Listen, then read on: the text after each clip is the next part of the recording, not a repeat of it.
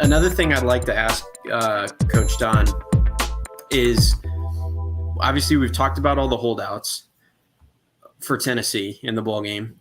What does bowl preparation look like for a team that, number one, I mean, they play in the SEC. They play a completely different style of football to what I was used to.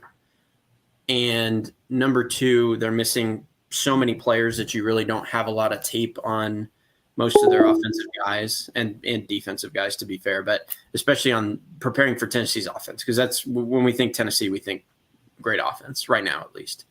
What does bowl preparation look like for a team that plays a completely different style from you, and also you have no tape on a lot of their players? Yeah, that's a challenge. And since you brought it up, let me mention this. One of the things that Tennessee, even years ago when we played them back in the 82 Peach Bowl, they had a guy named Willie Goff that was a world-class hurdler, and he was one of the fastest guys playing college football. Hayden wisely said, we had a punter by the name of Reggie Roby, and he said, you know what, Reggie, I want all your punts to go just off the field because I don't want Willie Goff to return a single punt. We won the game in part because Willie Goff never fielded a punt. Reggie did a great job of punting the ball barely off the field.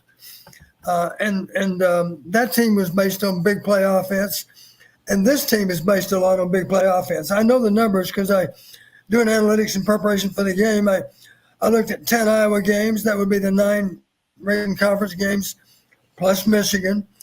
And then I took the 10 best games from Tennessee. That would be their 8 conference games plus non-conference. Their 2 most difficult non-conference games. That happened to be Virginia and Texas San Antonio.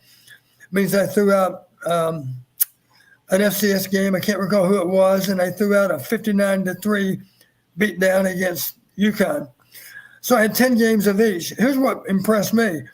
In those 10 games, Tennessee had a total of 22 not explosive plays, 22 super explosive plays. I remind you, explosive is 20 yards or more. Super explosive is 30 yards or more. 22 plays that were 30 yards or more in those 10 games. Let me go one step further, Kyle.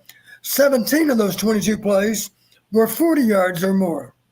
So that'll give you something to think about. It's going to be a real challenge to eliminate explosive and super explosive plays. It'll be, I think, probably the toughest challenge we'll have all season, because Tennessee does a good job of getting the ball into open space, and of course they have guys with some speed that have an idea what to do with it. The good news, the star running back is out. He's got breakaway speed. I think one of their top receivers is out. He's got home run speed, but they still have other players, of course, that can gash you too. So that'll be our challenge. And of course, what gives us a chance to do it is the fact that we played all night against Penn State without giving up an explosive play. We played all night against Michigan without giving up an explosive play. To suggest we're going to shut out Tennessee on explosive plays is kind of hard to imagine, but we're going to try. And I think we have a better chance of doing it than maybe anyone in college football. So that'll be part of the fun of the game, is to see if we can eliminate big plays on the part of Tennessee. Yeah. And in your experience, too, with the analytics, maybe you can speak to this as well. We get a lot of these kind of, in the past, they were even like Pac-12 Big Ten games or Big Ten SEC games where you have these contrasting styles and you have one kind of grit and grind team and one kind of air it out, throw it all over the park team. Do you have any analytics or even just from personal experience about which one of those styles tends to win out more often in bowl games? Well, I think it matters a little bit what the weather conditions are. Obviously, the adverse weather would favor the grinded out team. I think part of the problem in preparation for one of those finesse teams, if you will, is that you simply don't have the personnel to impersonate them very well at all. So you don't think Iowa's impersonating Tennessee?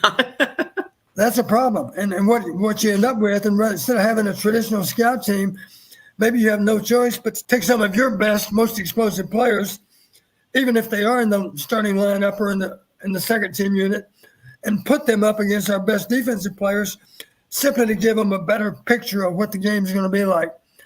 I would imagine we've done some of that already, and we'll probably do more as the game approaches.